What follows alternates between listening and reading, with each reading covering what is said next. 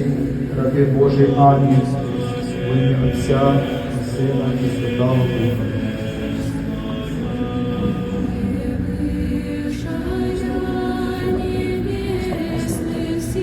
Обручається раба Божия Анна, рабу Божий Діонісію, в ім'я Отця і Сина і Святого Духа.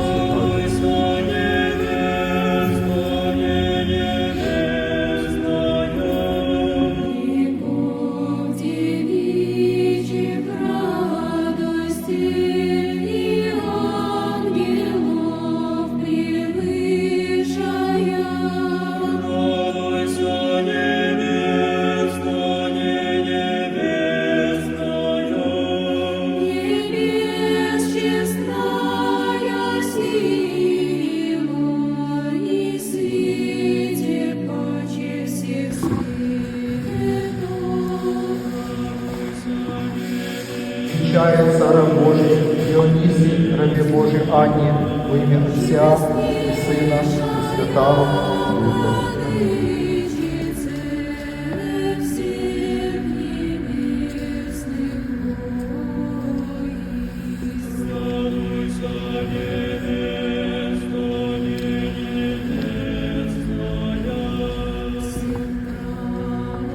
Вінчається раба Божия Анна, рабу Божий Діонісію, в ім'я Отця і Сина і Святого Духа.